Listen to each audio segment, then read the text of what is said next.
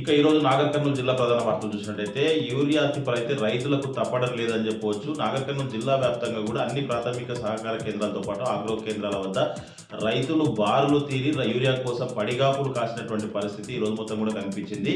అయితే గత కొన్ని రోజులుగా కావాల్సినటువంటి సరిపడా యూరియా రాకపోవడం ఒక అయితే కొన్ని ప్రాథమిక కల్వకుర్తి లాంటి సహకార సంఘం వద్ద 10 రోజుల నుంచి కూడా యూరియా దొరకలేదు. ఈరోజు యూరియా వచ్చిందన్న సమాచారం మేరకు గుంపులుగా అక్కడికి వచ్చారు. అదేవిధంగా నాగర్ కర్నూలు జిల్లా కేంద్రంలో ఉండేటువంటి పిఎస్సిఎస్ వద్ద కూడా భారీగా రైతులు రావడంతో ఒక్కసారిగా క్యూ లైన్లు నిలబడాల్సిన పరిస్థితి వచ్చింది. మొత్తంగా ఎక్కడ చూసినా పోలీసుల పహార మధ్య యూరియా పంపిణీ చేయాల్సినటువంటి దుస్థితి నాగర్ కర్నూలు జిల్లా వ్యాప్తంగా వచ్చింది. తాడూరు, తెలకపల్లి, బిజినపల్లి ఏ సెంటర్ చూసినా అదే పరిస్థితి కనిపించింది. ఇది ఒకటే కాకుండా రంగారెడ్డి జిల్లాలోని కల్వకుర్తి నియోజకవర్గం కడ్తాల్, ఆమన్గల్లో కూడా ఇదే పరిస్థితి నెలకొంది. క్యూ లైన్లతో భారీగా రైతులు నిల్చున్నటువంటి పరిస్థితి కనిపిస్తుంది. దాంట్లో మధ్యలో వర్షం పడడంతో క్యూ లైన్లో ఉన్నటువంటి రైతులకు ఆటంకం ఏర్పడంతో క్యూ లైన్లన్నీ నుంచి కూడా బయటికి వెళ్ళిపోయేసరికి మళ్ళీ వచ్చి నిలబడాలంటే క్యూ లైన్లు పోయాయని చెప్పేసి రైతులు ఇబ్బందులు పడ్డటువంటి పరిస్థితి కనిపించింది. చివరకు సర్వర్ పనిచేయడం లేదని కొన్ని సెంటర్ల వద్ద రేపు రావాలని చెప్పేసి రేపు వచ్చేందుకు టోకెన్లు పోలీసు పహార మధ్య కూడా ఇచ్చినటువంటి పరిస్థితి నాగర్ కర్నూలు జిల్లా కేంద్రంలో కనిపించింది. మొత్తంగా చూసినట్టయితే రైతులు అనేక ఇబ్బందులు పడుతున్నటువంటి క్రమంలో ప్రభుత్వంతో పాటు అధికారులు కూడా నిమ్మకు నీరెత్తినట్టుగా వ్యవహరిస్తున్నారని చెప్పేసి కూడా చాలా మంది ఆరోపిస్తున్నటువంటి పరిస్థితి కనిపించింది.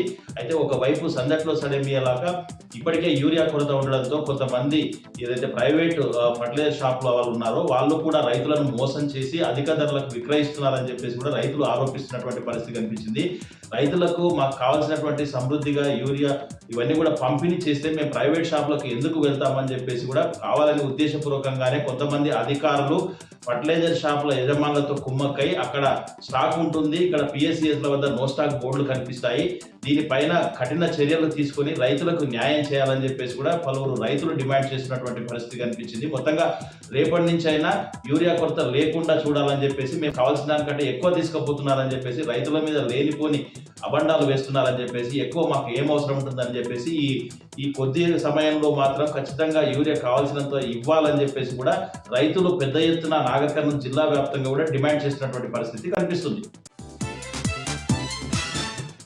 మరొక వార్త చూసినట్టయితే నాగర్ కర్నూలు జిల్లా బిజినపల్లి మండలం పాలెం పెంటోని చెరువు అలుగు వద్ద బ్రిడ్జ్ నిర్మించినందుకు కృతజ్ఞతగా ఈరోజు తొలి ముఖ్యమంత్రి కేసీఆర్, మాజీ ఎమ్మెల్యే మర్రి జనార్దన్ రెడ్డి చిత్రపటాలకు పాలెం గ్రామస్తులతో పాటు పెద్ద ఎత్తున ప్రజాప్రతినిధులు, నాయకులు, కార్యకర్తలు, విద్యార్థులు తరలివచ్చి వంతెన పైన చిత్రపటాలకు పాలాభిషేకం చేసినటువంటి పరిస్థితి కనిపించింది. గత దశాబ్ద కాలాలుగా అలుగు ఎప్పుడు పారుతున్నా అనేక ఇబ్బందులు పడ్డామని చెప్పేసి పాలెం నుంచి ఇతర గ్రామాలకు వెళ్లాలంటే రాకపోకలు బంద్ అయ్యేవని చెప్పేసి ఈ విషయాన్ని మాజీ ఎమ్మెల్యే మర్రి జనార్దన్ రెడ్డికి దృష్టికి తీసుకెళ్తే ఆయన సానుకూలంగా స్పందించి బ్రిడ్జ్ అప్పటి సీఎం కేసీఆర్ సహకారంతో మంజూరు చేయించి బ్రిడ్జ్ నిర్మాణం పూర్తి అయిందని చెప్పేసి ప్రస్తుతం ఇంత వర్షాలు కురుస్తున్నప్పటికీ ఆ బ్రిడ్జ్ నిర్మాణం పూర్తి కావడంతో మేము రాకపోకలకి ఇబ్బంది కలగట్లేదని చెప్పేసి దానికి కృతజ్ఞతగా ఈరోజు పెద్ద ఎత్తున విద్యార్థులు, గ్రామస్తులు, చుట్టుపక్కల గ్రామస్తులు అందరితో కలిసి పెద్ద ఎత్తున పాలాభిషేకం మాజీ ముఖ్యమంత్రి కేసీఆర్, మాజీ ఎమ్మెల్యే మర్రి జనార్దన్ రెడ్డి చిత్రపటాలకు చేస్తున్నామని చెప్పేసి కూడా వాళ్ళు